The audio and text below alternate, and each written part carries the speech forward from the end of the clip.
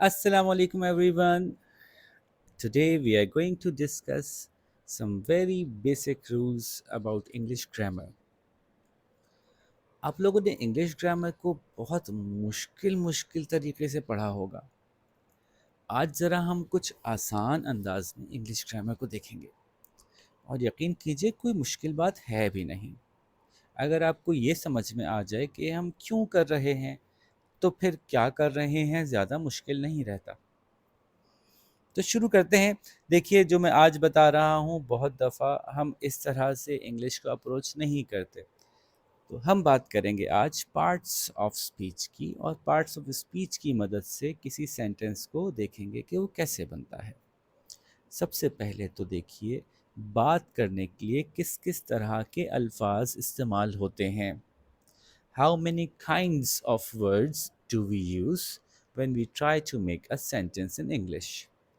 और याद रखिएगा कि ये सारी लैंग्वेजेस में कम व बेश कुछ एक जैसी सी चीज़ें होती हैं। फॉर एग्ज़ाम्पल मैं कुछ चीज़ों को कुछ नामों से पुकारता हूँ। The naming words. अब ये सारी लैंग्वेजेस में होते हैं। जैसे वो चीज़ जिस पे बैठकर हम कहीं जा सकते हैं, उसके चार पहिए होते हैं, उसका नाम हमने रखा हुआ है इंग्लिश में कार और मोटर कार, और उर्दू में हम कहते हैं गाड़ी। ठीक है। तो और बहुत सारी लैंग्वेजेस में उसको मुख्तलिफ नामों से पुकारा जाता है।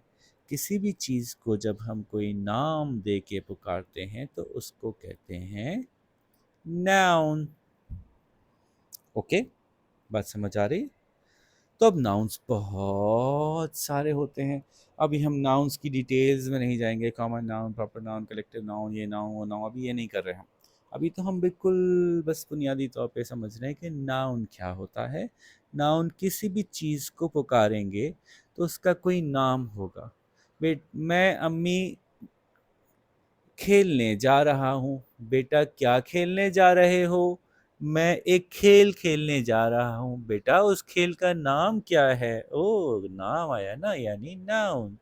अम्मी मैं क्रिकेट खेलने जा रहा हूँ। तो क्रिकेट उस खेल का नाम हो गया। तो नाम तो हमारे आस-पास फैले हुए हैं। आप किस चीज़ पे बैठे हैं? मैं कुर्सी पे बैठा हूँ, कुर्सी नाम है। हवा कहाँ से आ रही है? हवा पंखे से आ रही है, पंखा नाम है। तो fan, chair, boy, girl, road, car, whatever you see around you, हर चीज़ ही कोई नाम है। तो नाउन्स चीज़ों के नाम होते हैं। अच्छा, हम जब बात करते हैं ना तो एक हमें अच्छा नहीं लगता कि जो चीज़ बार-बार बोली जा रही है उसका नाम बार-बार लें। हम थोड़े सुस्त लोग होते हैं ना हम लोग, इसलिए शॉर्ट में बात करना चाहते हैं। जैसे Farrukh is my friend. Farrukh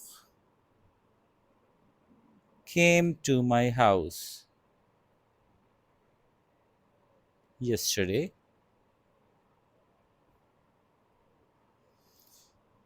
Farrukh taught me या played with me। चलें,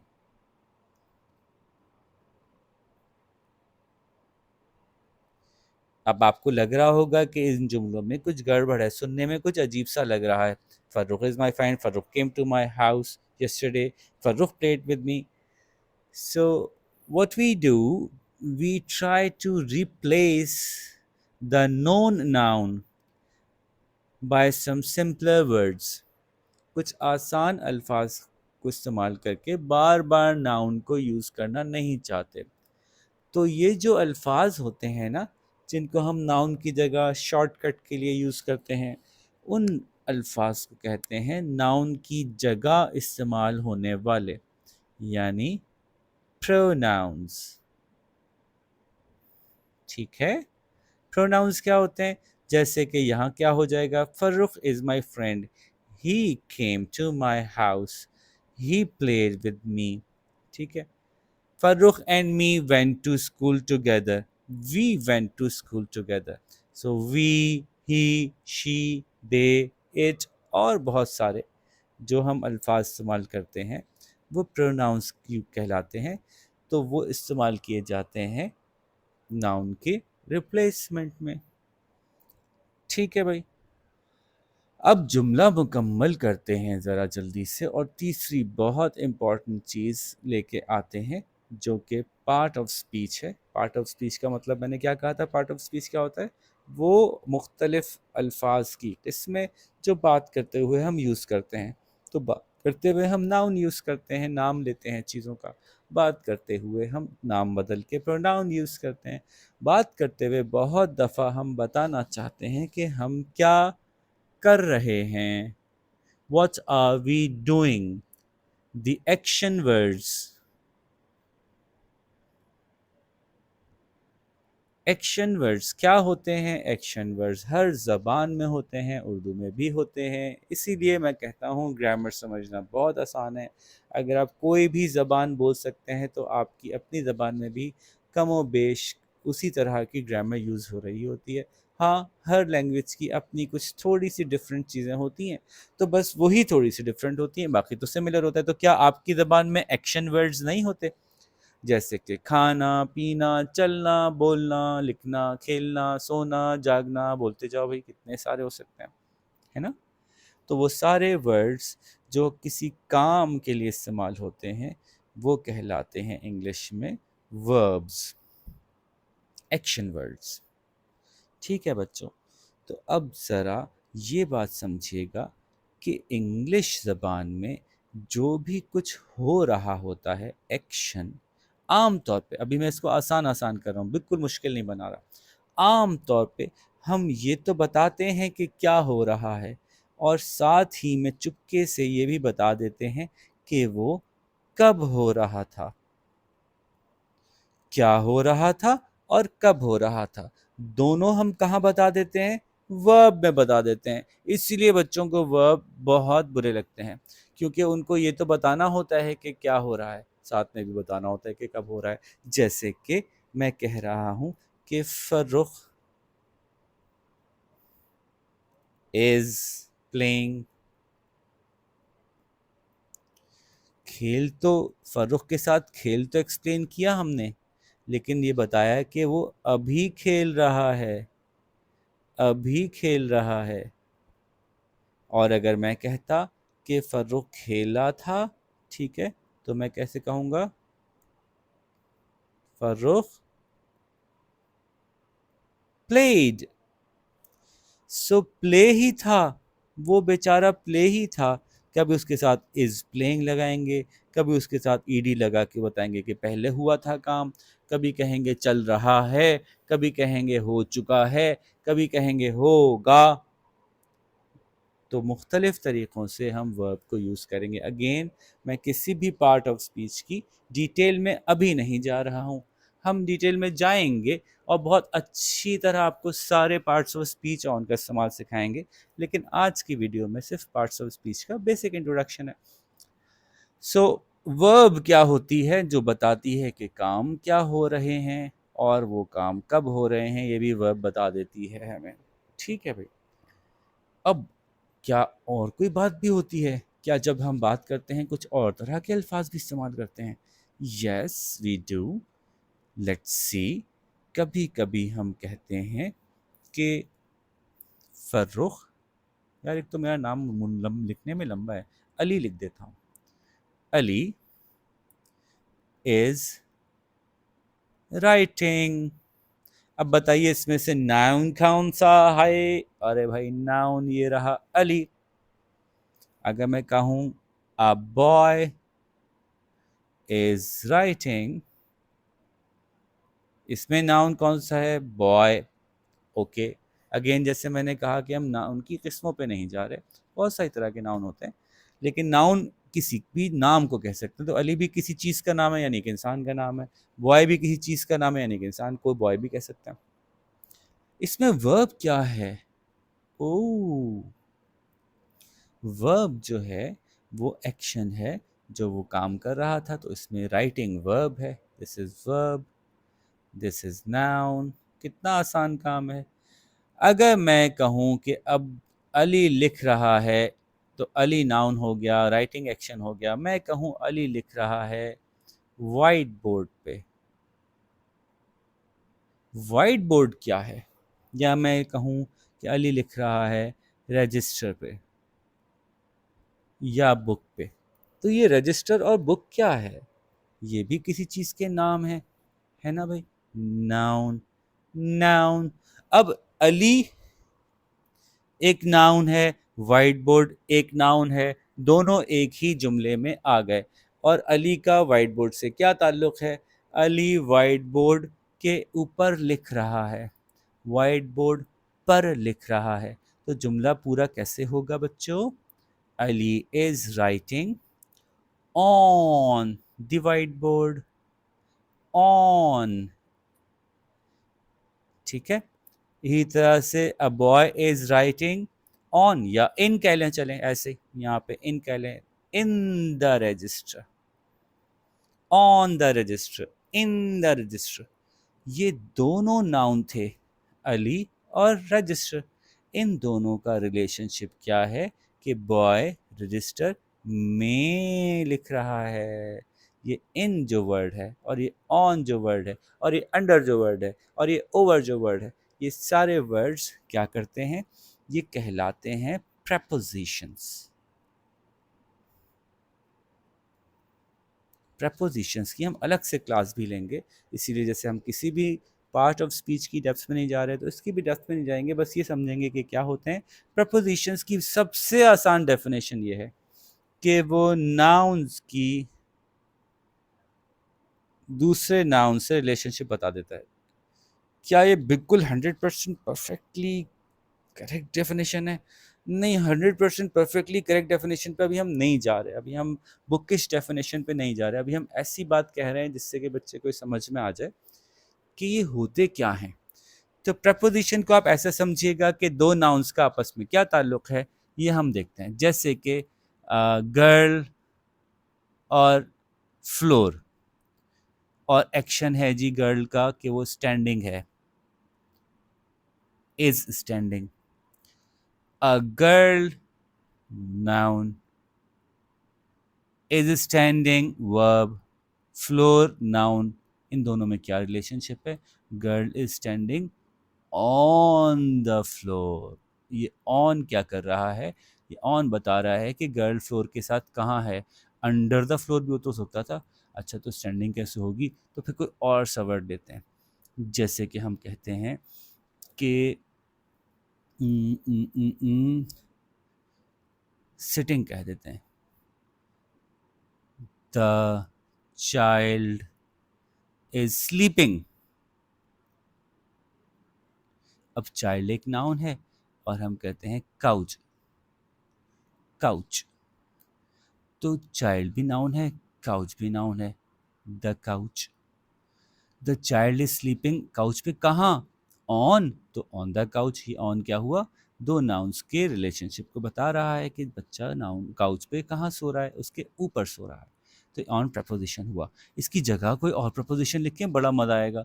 the child is sleeping under the couch, ये भी तो हो सकता है, बच्चा काउच के नीचे सो रहा हो। The child is sleeping in the couch, ओ ये भी हो सकता है कि भाई कोई काउच ऐसा हो डब्बे वाला, उसका ढक्कन खोला, बच्चे को सुला के ढक्कन बंद कर दिया।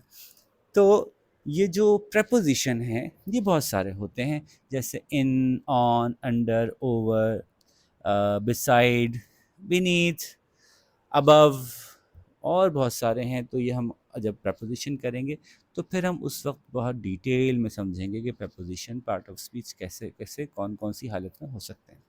तो अब तक हमने जान लिया कि जो इतने मुश्किल मुश्किल से नाम थे उनमें से किस किस का क्या क्या रोल था। तो ज़रा मैं एक अलग से बनाता हूँ। A boy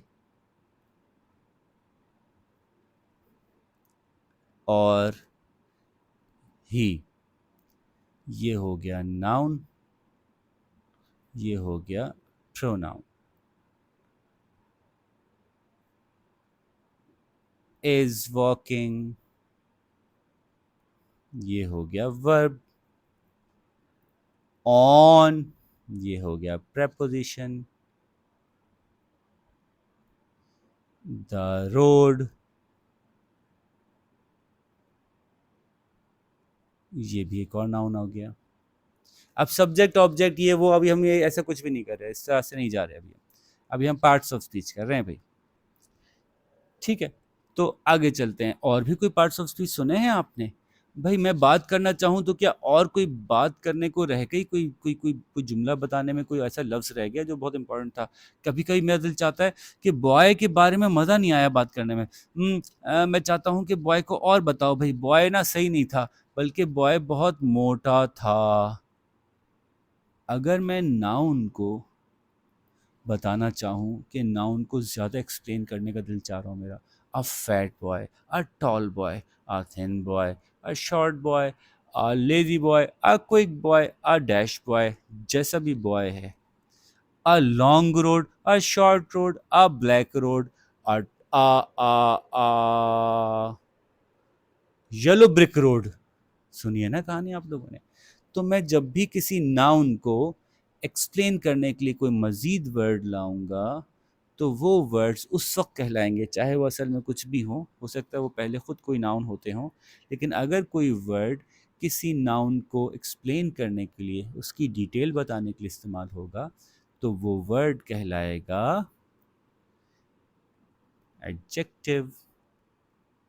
Okay, so adjectives are what? Adjectives are words that are there to explain in detail about nouns in our speech. चीज़ों के बारे में बताते हैं कि वो कैसी हैं, कहाँ हैं, कब हैं, वो कैसी दिखती हैं, वो कैसी महसूस होती हैं। इसके लिए बहुत सारे अल्फाज इस्तेमाल कर सकते हैं, है ना?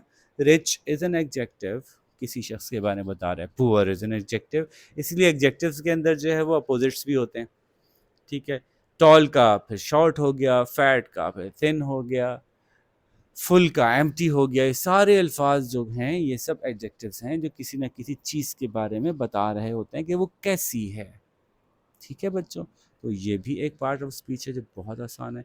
If they want you to pick some adjectives about some nouns, so now you know कि एडजेक्टिव कहाँ आएंगे। एडजेक्टिव किसी नाउन के बारे में एक्सप्लेन करने के लिए आएंगे।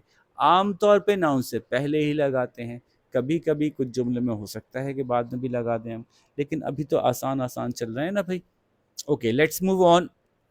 क्या कुछ अभी भी पार्ट ऑफ स्पीच बाकी हैं? हाँ ना भाई, आपने नाउन को तो बहुत बता दिया तफसील से। मेरा तो दिल चाह रहा था कि मैं वर्ब के बारे में भी कुछ बताता। ओह, वर्ब को भी बताना चाहते हैं। फैट बॉय है तो working very slowly, working quickly, है ना? Working very absent mindedly.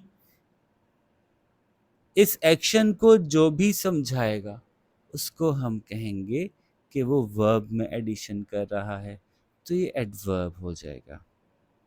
ठीक है, एडवर्ब आम तौर पे देखिएगा पहचाने जाते हैं कि उसके आखिर में ली आता है।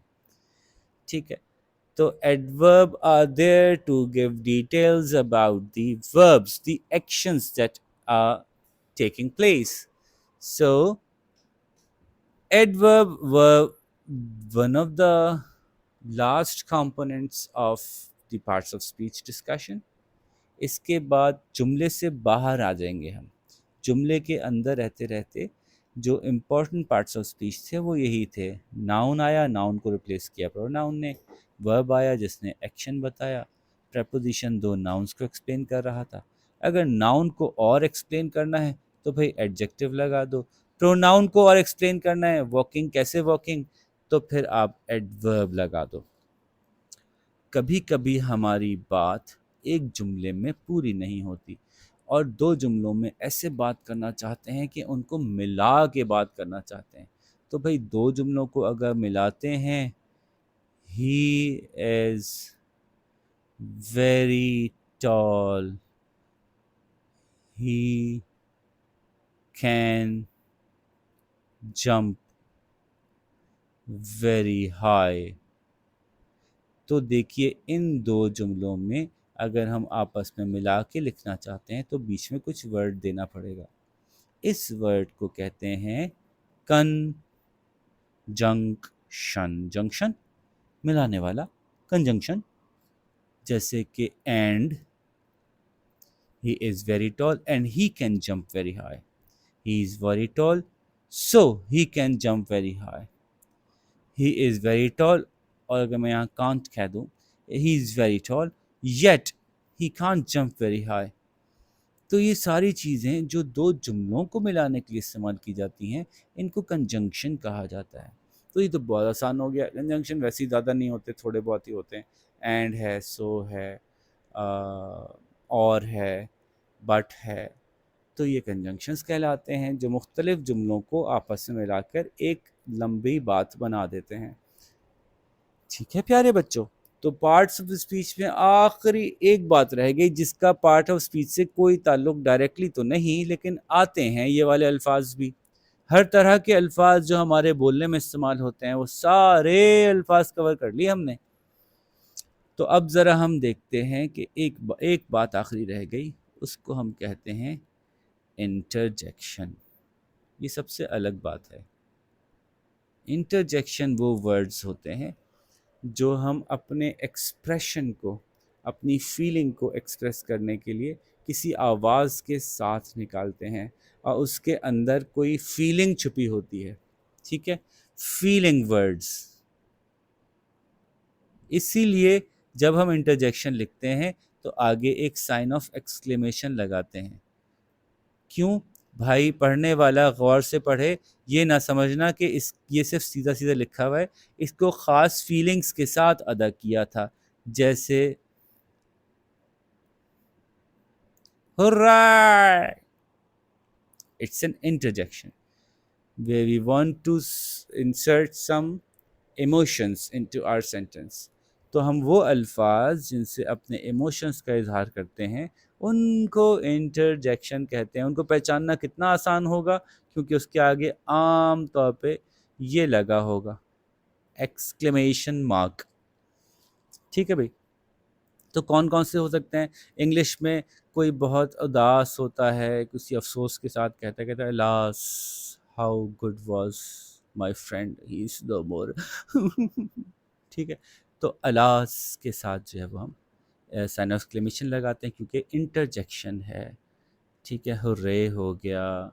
जैसे कि कभी कभी हम कि कुछ वर्ड्स को खुद से इंटरजेक्शन बना देते हैं, लेकिन अगेन वो तो जब इंटरजेक्शन पढ़ेंगे तफसील से तो फिर हम जानेंगे कि इंटरजेक्शन कैसे बनाए जाते हैं, या पहले से बने हुए मशहूर इंटरजेक्शन और कौन कौन से हैं।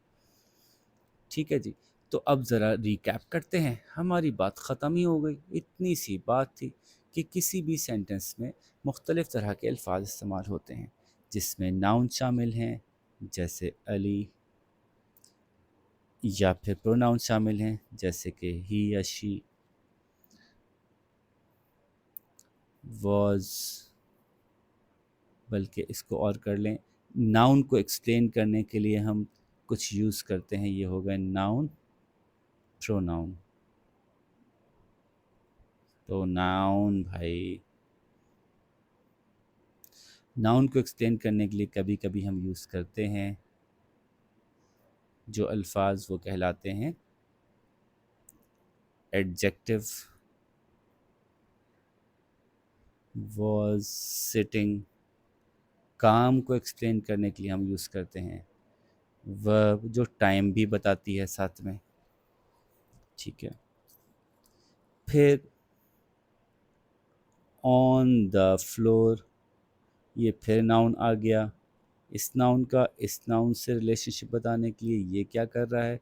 ये प्रेपोजिशन है।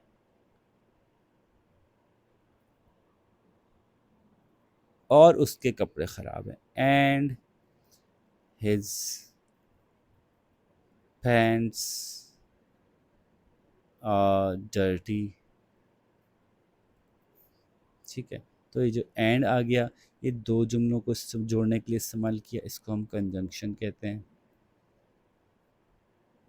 अगर मैं कहूँ एंड अलास, ओहो, तो ये हो गया इंटरजेक्शन। एक चीज़ रह गई कि मैं यहाँ पे लिखता हूँ on the, on the dirty floor, on the,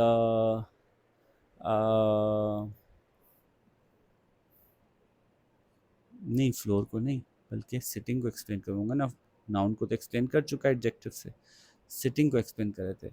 was sitting quietly, आ गया ली। तो ये जब वर्ब को एक्सप्लेन किया हमने तो बन गया ये एडजेक्टिव, नहीं एडवर्ब। बोलो ना बच्चों, सही बताओ भाई, एडवर्ब। सो देखिए मैंने सारे के सारे पार्ट्स ऑफ स्पीच यूज कर लिए। नाउन, प्रोनाउन, एडजेक्टिव जो नाउन के बारे में बताए, नाउन एक चीज़ों के नाम, वर्ब जो काम और टाइम बताएं, एडवर्ब जो वर्ब के बारे में बताए कि कैसा हो रहा था, प्रपोजिशन जो दो नाउन्स को एक्सप्लेन करे, एंड कंजक्शंस जो कि दो जुमलों को जोड़ें, और इंटरजेक्शन जो हमारे फीलिंग्स को एक्सप्रेस करें। ठीक है प्यारे बच्चों, तो यूं हमने पार्ट्स ऑफ स्पीच के बेसिक कॉन्सेप्ट समझ लिए। अब आप ये नहीं कह सकते कि मुझे ये नहीं पता कि एडवर्ब क्या होता है, आप ये नहीं कह सकते कि मुझे ये नहीं पता कि एडजेक्टिव क्या होता है। क्यों भाई? और ख़ास तौर पे ऑनलाइन वाले बच्चे, ऑनलाइन वाले बच्चे तो आप बिल्कुल भी ये नहीं कह सकेंगे। क्यों भाई? ज़रा नाम तो बताइएगा ऑनलाइन वाले बच्चों में से कुछ बच्चों का जिनकी ख़ास तौर पर रिक्वेस्ट आई थी। ओके, आयरा, और अच्छा कुछ बड़े बच्चों को भी रिक्वेस्ट आई थी, ज़रूरत तो नहीं थी उनको, लेकिन उन्होंने कहा कि हमें बता दें। नाफे, ओके। तो भाई सारे ही बच्चे समझ लें कि अब आपकी ये कंप्लेन नहीं आनी चाहिए कि मुझे पार्ट्स ऑफ स्पीच का पता ही नहीं है वो होते क्या हैं।